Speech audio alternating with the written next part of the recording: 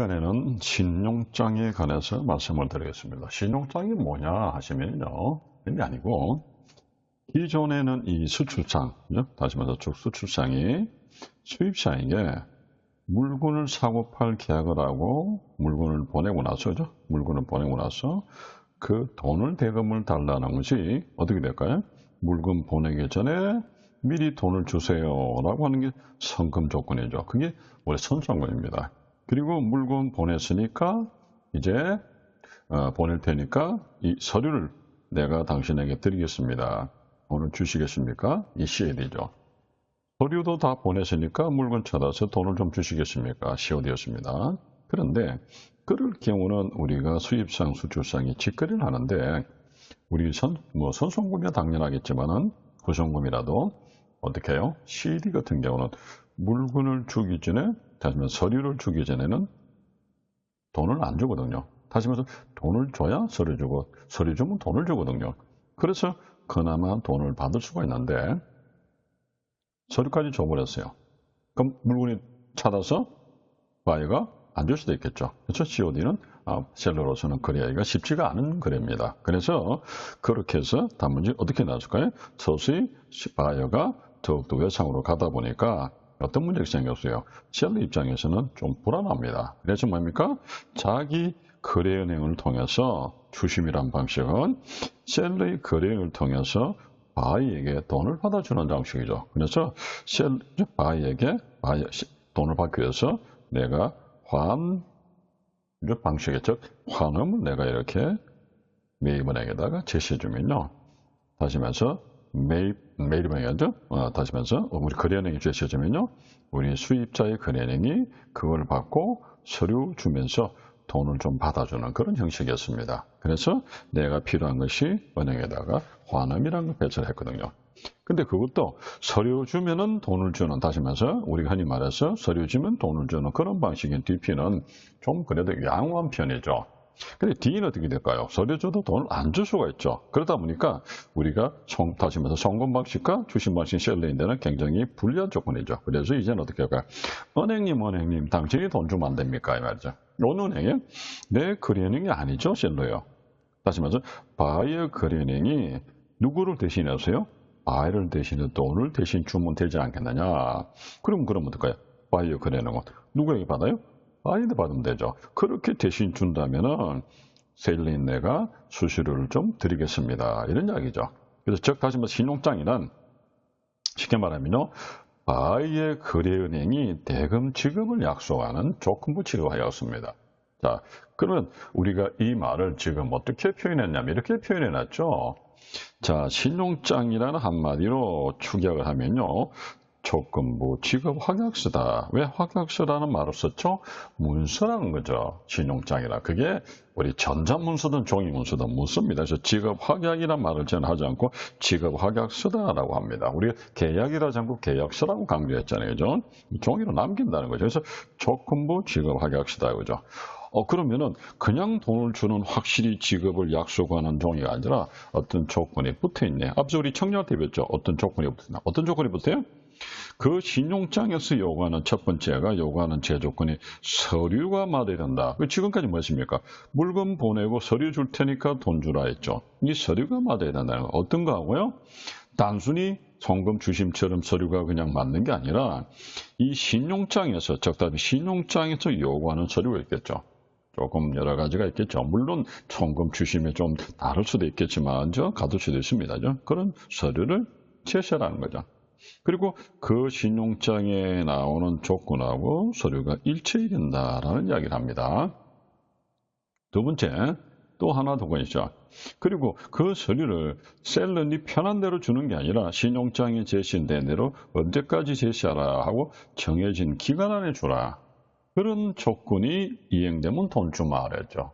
여기 두 가지 조건이에요. 근데 누가 돈 준다고요? 누가요? 여기 나와 있죠. 누가 있습니까? 수입자의 거래은행이요. 그죠? 다시 말해서 수입자의 거래은행이 개설은행입니다. 수입자의 거래은행이 개설은행이 대신 돈을 주겠대요. 어떤 방식으로요? 만약에 바이어의 거래은행인 개설은행과 수출자의 거래은행이 합식을 했습니다. 둘이서 예치 환급이면은 지급인수 방식으로 줄 테고요. 만약에 수입자의 거래은행이 개설은행과 수출자의 거래은행이 무예치 환급은행이면은 매입 방식으로 드릴게요. 이렇게 약속을 한 게 신용장입니다. 자, 그러면은 요거를 우리가 조금 더 달리 한번 그림을 한번 그려보겠습니다. 자, 이렇게 한번 봐주세요. 기존에 지금 우리 교재를 보다시피 기존에 우리가 흔히 말해서 이렇게 네모칸을 그립시다. 이렇게. 자, 상세한 건 제가 따로 그림을 보여드리겠습니다. 요게 우리가 매도인이라고 봅시다. 매수인이라 보시고요. 매수인이다, 매도인이다 이렇게 볼게요. 그럼 여기에 매도인의 거래은행을 우리가 한국의 기업은행이다, 수출자다 보고요. 매수인의 거래 미국의 시티은행 LH집니다 라고 제가 보겠습니다.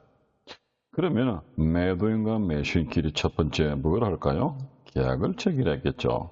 그죠?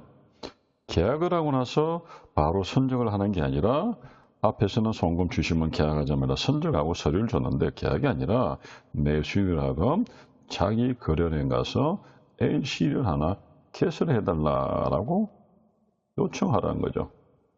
자, 여기서 LC 개설 요청이라는 얘기가 무슨 말이냐면요. 신용장이라는 걸 하나 만들었나? 그럼 다른 말은 어찌 될까요? 신용카드 발급하더라. 그래서 개설이다, 발급이다. 같은 말입니다. 근데 우리가 신용카드를 발급하다가 쓰면 어찌 됩니까? 그 결제를 우리가 하게 되면은 물건을 주죠. 신용카드를 물건을 사면. 그러면 그 결제 날에 누가요? 카드를 쓴 사람이 결제를 해야 되는데 안 하면 어찌 됩니까? 그 발급한 은행이 책임져야 됩니다. 그래서 신용카드는 예를 들어서 소득이 없으면 잘 발행을 안 해주죠. 마찬가지로 이 신용장도 매수인이 어떤 우리가 지금부터 말씀드립니다. 이 담보를 제공하지 않으면 개설을 해주지 않습니다.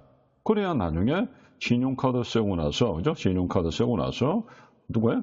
우리 그 신용카드 소지자가 결제를 못 해주면은 은행이 대신 주죠. 바보가 아니죠. 그러면 그 신용카드를 정지시키고 나머지 차익을 누가요? 소지자에게 청구하려면은 뭔가 재산을 처리해야 되겠죠. 그럴 때 흔히 담보라고 봅니다. 좀 쉽게 가서.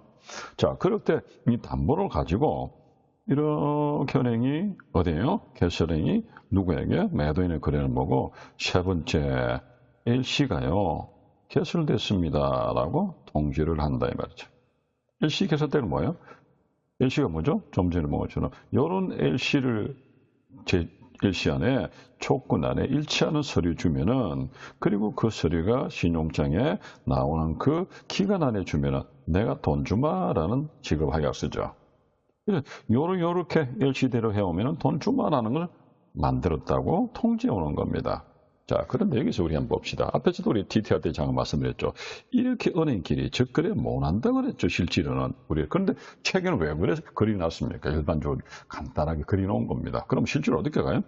이렇게 중간에 뭔가 단체가 있는데 이게 국내은행이 묻히냐면 한국은행, 금융결제은행, 결제망이라고 그랬습니다. 그런데 국제은행끼리 거래할 때는 우리가 국제결제은행의 스위프트망이라는 걸 써서 여기 결제망이 스위프트망입니다. 다시 말해서 한국은행 금융결제원의 자금결제망이 국제적으로는 국제결제은행의 스위프트망이죠. 여기 대금 결제망. 그래서 이렇게 들어가는 게 아니고 이렇게 간다 그랬죠. 이렇게. 그래서 신용장을 보시면요. 통상 어떻게 되느냐. 개설은행이 개설했는데 어디 있습니까? 통지를 스위프트로 합니다. 그래서 우리 받는 은행이 뭐라죠? 스위프트로부터 개설한 은행의 LC를 받았습니다. 이렇게 표현합니다. 이렇게 직거래가 안 한다는 거. 그런데 이 복잡하잖아요. 그죠? 그래서 통상 이렇게 가는 겁니다. 라고 통상이 실무처럼 그리고 있는 겁니다. 그러면 간단하게 이야기해서 그냥 보내고 마느냐? 보통 1차, 2차 두 번에 걸쳐서 보내겠죠. 처음에는 요런 내가 은행이 조건으로 당신하고 거래하고자 합니다. 라고 거래 제의를 하고 조만간에 내가 당신에게 2차로 LC를 오픈할 겁니다. 연락 주겠죠. 그리고 이 두 번째로 연락을 주겠습니다. 자, 그러면은 LC를 받았어요. 그럼 통지를 받았잖아요. 이렇게 됐다는 전제에. 그러면 바로 누구에게? 누구를 위한 LC입니까? 매도인을 위해서 매수인이 보낸 거잖아요. 매도인님 LC 왔습니다 하고 네 번째 LC가 도착했다고 통지하겠죠. 도착했다고. 그죠? 일주 도착했다 뭐예요? 요대로 하면은 돈을 줄 테니까 당신이 바이하고 계약한 대로 물건 만들어서 선적하라는 거죠. 그죠? 그래서 일시로 도착합니다. 그런데 은행이 이렇게 돈을 준 데 있잖아요. 그럼 은행이 그걸 믿고 또 이렇게 줬잖아요. 그럴 때 이 은행이 만약의 경우에 우리 매수인하고 둘이서 짝짝꿍이 돼서 가짜로 LC를 오픈할 수도 있죠. 그런 LC들이 많이 있습니다. 특히 중국에서는 5개 은행, 그죠? 5대 은행 외에는 LC를 받지 않는다 할 정도로 상당히 조심해야죠. 여러분 잘 아시죠? 큰 은행이 공상은행, 건설은행, 그리고 교통은행, 농업은행, 중국은행, 요 은행입니다. 중국은행은 중국 정부은행 아닙니다. 중국 인민은행입니다. 우리나라 한국은행은. 자, 그만큼 우리가 신용장도 조심해야 되는 겁니다. 항상 좋은 건 아니다 이야기죠. 그래서 이 신용장이 진짜 이 개설은행에 개설한 건지 아니면 뭔가가 매수인이 중간에서 이렇게 해킹을 한 건지 그렇게 해서 확인할 의무가 누가요? 있습니다. 그래서 이 사람이 LC가 도착하면요. 이거를 검증을 합니다. 그런데 계약은 우리 둘이가 있잖아요. 셀러 바이가. 그럼 계약 내용에 따라서 이 개설은행도 모르죠. 다시 말해서 매수인이 매도인하고 한 계약의 내용에 의해서 LC를 오픈했고요. 그냥 오픈한 걸 그냥 건네줬을 뿐이기 때문에 특히나 우리 통전행은 그 LC 내용을 알 수가 없습니다. 그래서 그러나 뭡니까? 과연 이 개설은행이 정말 존재하는 은행이냐 그리고 이게 중간에서 내용이 해킹이 되지 않느냐라는 것을 스위프트로부터 점검하는 겁니다. 그렇게 해서 보니까 하자가 없을 때 통지를 하는 겁니다. 만약에 하자가 있으면 다시 누구를 통해서요? 개설행위 보내는 게 아니라 개설행위 받은 거 아니잖아요. 스위프트를 받았잖아요. 이렇게 돌려보내버립니다. 자, 받았어요? 그럼 우리 조심하겠습니다. 받았다고 사장님 지금부터 우리 선적 준비합시다. 아니죠. LC를 받았으면요. 뭐 하고요? 내가 가지고 있는 계약서하고 이 두 개의 내용이 일치하는지를 반드시 검토를 해야 되겠죠. 근데 계약서에는 내가 개당 100원이 되어 있는데 보도마크가 LC는 90원이 되어 있어요. 안 맞잖아요. 그럼 어찌 됩니까? 누구에게? 바이에게 다시 연락합니다. 이거 정정해 주세요. 뭐라고요? 100원으로요. 이걸 우리 어려운 걸 맞아? 어멘더먼트다. 그래서 줄여서 아멘드다. 이런 소리 많이 합니다. 정정 비용 누가 해요? 매수인이 물어야 되죠. 그런데 이런 서류 검토를 하지 않고 내가 일단은 물건을 다 만들어서 LC 받았다고 선적을 했죠. 5번째. 하고 나서 그 서류를 가지고 은행에다가 제출할 때 더 만들다 보니까 안 맞습니다. 요금 100원이고 90원이에요. 그래서 뒤늦게 바이보고 이 틀렸습니다. 바꿔주세요. 안 바꿔줘요. 그럼 우리 이런 이야기 드릴게요. 우리가 여러분이 물건을 사면 보통 일주일에서 보름 정도는 교환할 수 있는 기간이 있지만 지나면 안 바꿔주죠. 마찬가지로 일정 기간이 지나면은 바이어가 이 아멘드가 할 이유가 없어요. 그래서 우리는 가능하면은 보자마자 받자마자 검토를 해서 바로 2, 3일 내에 하자가 있으면 매수인에게 정정 요청을 하셔야 됩니다. 그러면 이 사람이 비용을 내는 거죠. 만약에 뒤늦게 내가 있습니다. 이 사람이 엉겨줘야 되는데 그러면 그 비용을 내가 내는 겁니다. 그래서 가끔씩 우리 기업들이 매도인이 정정 비용을 내는 경우가 있습니다. 바로 그런 경우입니다. 그러면 오히려 거꾸로 답답한 건 나니까 그죠? 이미 다 만들어 놨으니까죠. 그래서 바이를 꼬셔가지고 어떻게든 부탁한다고 정정해달라고 돈은 내가 내면서요. 이런 경우는 없어야 되겠죠. 그래서 미리 검토하고 하자 없으면 우리가 선적 준비를 하죠. 선적 준비한다니까 무조건 배만 실는 게 아니죠. 우리가 제조업체면 뭐가 될까요? 보도만큼 원료 사서 만들어서 선적해야 되고요. 만약에 순수 물류업체면 됩니까? 완제품을 구매에다가 우리가 선적해야 되겠죠. 그죠? 그렇게 해서 선적하다 보니까 배액 실험이니까 뭐지 됩니까? 우리가 선호할 건 다시 말해서 BL이라는 게 서류가 나오죠. 좀 쉽게 말하면 주차장에 주차해도 주차권 나오듯이죠. 그래서 이런 서류들이 등등등등 서류들을 가지고 바이를 주면은 어떻게 될까요? 물건도 가버리고 서류 가버리면 안 되죠. 이 서류를 얘를 주는 게 아니라 누굴 달라 그랬어요? 이 개설형이 달려 있잖아요. 근데 내가 다이렉트로 보내면 되느냐? 다이렉트를 보내오는데 아무래도 분실한다든지 여러 가지 문제가 있겠죠. 그래서 통상 LC에서는 뭐라냐? 네가 직접 나인데 보내지 말고 개설에게 누구요? 네 거래은행을 통해서 이 서류입니다. 거래은행을 통해서 보내주라. 그럼 거래은행이 어디로 가요? 이렇게 우편물로 보내겠죠. 이렇게. 그럼 그러면 지금 은행끼리는 어디로 보낼지 불실할 가능성이 적어지겠죠. 그래서 불실하면은 셀러도 돈을 못 받지만 바이도 물건 찾을 때 상당히 곤란해집니다. 그래서 직접 보내지 말고 은행을 통해서 보내라라는 말을 많이 하죠. 은행을 통해서 보냈습니다. 그럼 보내는 이유는 뭐죠? 돈 달라는 거잖아요. 그래서 살짝 이야기를 해봅니다. 내가 서류를 우리 기업은행님 시트은행 보내면 돈을 주는데요. 혹시 이 서류를 당신이 가져가고 거기에 대금을 좀 주면 안 되겠습니까? 당신이 돈으로. 누가 돈 주겠어요? 그 사람이 계산해 주겠죠. 요렇게 하는 것을 뭡니까? 당신이 내 돈을 좀 주고 서류를 사면 안 되겠습니까? 이거를 매입이라 그럽니다. 근데 왜 제가 매입이라는 이야기를 시작도 하면서 미리 이야기는 안 하고 지금 이야기하냐면요. 가장 일반적으로 많이 쓰는 신용장이 바로 매입 신용장입니다. 그러다 보니 여러분이 우리 중소기업 분들이 잘못 아시고 모든 LC는 매입인 줄 알고 착각을 하시더라는 이야기죠. 그래서 제가 지금 강조해서 말씀드렸는데 그러다 보니까 우리가 이렇게 말씀하십니다. 우리는 LC를 거래합니다. 어떤 신용장 받으세요 하면은 매입입니다. 지급입니다. 인수입니다. 이런 말씀은 안 하시고 두 가지 말씀하십니다. 앞 시간에 배운 것처럼 사이트인데요. 유산수인데요. LC 받죠? 어떤 결제 조건에 뭐라면 사이트인데 유산수인데 이거 아니죠. 그럼 어떻게 할까요? 자, 매입 신용장이 있고요. 앞에서요. 두 번째, 지급이 있었고요. 세 번째, 인수가 있었죠. 기억나시나요? 매입에도 유산수, S사이트 있고요. 지급도 이름은 다르지만 S사이트 유산수 있고요. 그 다음에 인수도 두 번째, 유산수가 있습니다. 그러면은 S사이트인데 유산수인데 어느 S사이트 유산수, 어느 S사이트 유산수, 어느 유산수를 말합니까? 적당히 나 신용장 몰라요 하는 이야기나 똑같은 겁니다. 그래서 우리는 조심해야 될 게 통상적으로 이 신용장이 매입인지 지급인지 인수인에 따라서 다르다 그랬죠. 어떻게 달라요? 지급 인수는 누가요? 우리 수출자의 거래은행과 바이의 거래은행이 캐슬행에도 지냅니까? 둘이서 예치환 거래죠. 매입 신용장은요? 두 은행의 통장 거래가 없어요. 없으니까 어찌 됩니까? 돈 달라 청구를 못해요. 돈 달라 청구를. 그래서 뭡니까? 좀 청구를 하면 어렵잖아요. 이렇게 이놈인데 청구를 하면. 그래서 혹시나요. 이 서류를 주면은 계산형에 돈을 줄 테니까 당신이 대신 좀 줄래요. 라고 이거를 한다는 수 없습니까? 이거를 내고라 부릅니다. negotiation. 이걸 내고라 그래요. 그죠? 이걸 매입 요청이라 그래요. 왜 매입이라 그러냐면요. 내가 매도인에서는 서류를 매도하는 거죠.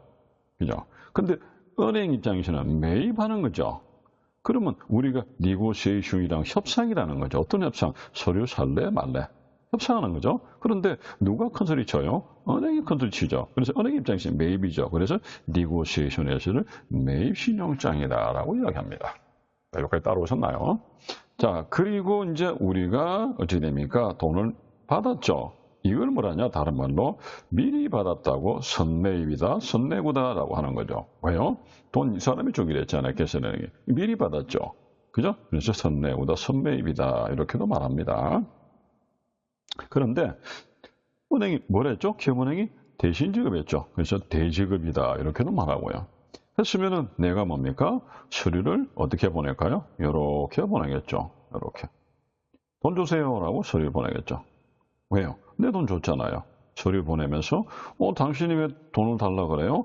우리 매도인이 나보고 돈 달라고 하대요 라고 화나면 돼 있죠. 이 화남이 내 돈을 안 줬으면은 화나면은 그죠? 그냥 주면 되고 내가 돈을 줬으면 화난 뒤에 돈 받았다고 배설을 하면 됩니다. 이렇게 돈을 주니까 그렇네요 라고 내가 돈을 주는데 우리가 착각하는 게 하나 있죠. 그렇게 서류를 주면 계산에 무조건 주는 게 아니라 이 서류가 맞는지 와야 되잖아. 그래서 조건부 지급을 쓰잖아. 서류가 LC 조건에 맞는지 그리고 기간 안에 맞는지를 확인해야 되죠. 그래서 그 서류를 검토할 때 5일 정도 검토를 합니다.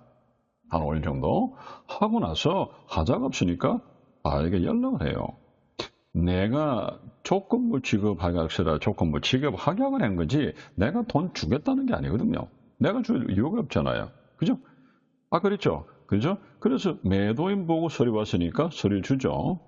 화는 필요 없죠. 내 손에서 끝납니다. 서류 줄 테니까 돈 가져온나라고 대금 청구합니다. 그러면 서류를 줘야 돼. 돈을 주죠. 며칠 안에 5일 안에 돈을 줍니다. 그 돈을 받아서 어디 갈까요? 다시 우리가 보내온 기업은행에 돈을 대금을 지급하겠죠. 그리고 그 돈을 받았으니까 내가 만약에 내고를 했다면은 선내고를 했다면은 기업은행 네가 가져가면 되고요. 선내고 안 했다면 누구에게? 다시 누구에게? 매도인에게 건네주면 됩니다. 자, 여기서 하나 우리가 두 가지를 봐야 되는데, 자, 우리가 선내고라 그랬잖아요. 무조건 해주느냐? 안 해줍니다. 매도인이 신용도가 없으면 안 해줘요. 왜? 누가 미리 선내고를 해줬더니 돈을 받고 가버리는데, 만약의 경우에 이 서류가 틀렸다고 하자가 생겨서 대금 지급을 거절당했어요. 그러면 내 돈 내놔라 해야 되는데, 문을 닫아버렸던데, 뭐 힘들어서 돈을 대금 지급할 방법이 없어요. 내만 손해죠. 그래서 매도인의 신용도라든지 뭔가가 없으면은 선내고 안 해줍니다. 그러면 어찌 될까요? 그냥 기다리세요. 서류 받아서 돌려서 올 때까지 기다려야 되는 거예요. 이러면 지금 보통 7일이라는 시간을 기다려야 된다는 겁니다. 왜 7일? 서류 받아서 우편물 가고 돈 받아서 다시 오는 경우. 이렇게 옵니까 돈이? 배웠죠. 이렇게 오죠. 자, 요 상세한 이야기는 조금 이따 다시 한번 그려보겠습니다. 자, 그럴 때 요 사람이 서류를 주고 내가 돈을 받는데 여기서 하나만 더 보면 좀 전에 그랬죠. 앞 시간에서 우리가 환업에 대해서 assight다, 유산치다는 걸 말씀드리겠다고 바로 이 이야기죠. 서류 주니까 서류 왔다라고 주니까 돈 주죠. 그러면 서류 주자마자 돈 준다. 그게 assight예요. 나중에 드리겠는데요. 그러면 됩니까? 그게 유산수입니다. 여기 따라오셨나요? 자, 그러면은 다시 본론으로 들어갑니다. 자, 그러면요. 자, 여기서 우리가, 한번 보시는 것처럼 다시 한번 가볼게요. 신용장이라는 것은 어떻게 됩니까? 조건부 지급하겠는데 누가 돈을 주냐니까, 바이의 근혜인인 개설인이 돈을 주는데 어떨 때 돈을 주느냐 보니까 첫 번째가 신용장에 맞는 그런 조건에 맞는 서류가 도착하고 그 서류가 기간 안에 제시되면 드리겠는데 어떤 방법으로요? 별빛이 났죠? 통상적으로 누가요? 개설은행하고 바이의 셀러의 거래은행이 거래가 없다면은 주로 거의 7, 80%가 매입 방식이에요. 이렇게 줄 테고 만약에 우리 둘이가 거래가 있다면은 지급 방식이나 인수 방식으로 돈을 줄게요 라고 이야기를 했습니다. 그래서 굉장히 중요한 파트입니다. 은행에서 신용장은 어떻게 돈 준다고요? 세 가지 방식이다. 두 거래은행이 거래가 없으면 매입하는 방식이고요. 두 거래은행이 거래가 있으면 지급인수 방식이다. 그런데 지급인수는 어찌 돼요? 돈을 맡겨놨으니까 맡겨놓은 그 돈을 주면 되는 거예요. 근데 매입은요. 거래가 없잖아. 맡겨놓은 돈 없잖아요. 대신 주고 거기에 대한 차익으로 가져가는 게 그게 나중에 뭐를 발생하죠? 우리가 좀 전에 한 것처럼 그죠? 다시 말해서 선내고를 했잖아요. 선내고 기억나죠? 선내고를 할 때 바보가 아닌 이상 은행이 무조건 대금만 지급하고 끝날까요? 아니죠. 내가 너인데 선내고 있잖아. 대지급했잖아. 그 대가 좀 줄래? 그게 뭡니까? 환과료라는 겁니다. 다시 말해서 7일치 이자를 받아야 되겠죠. 그 이야기를 하고 있는 겁니다. 자, 여기까지 잠깐 하고 이었다가 보겠습니다.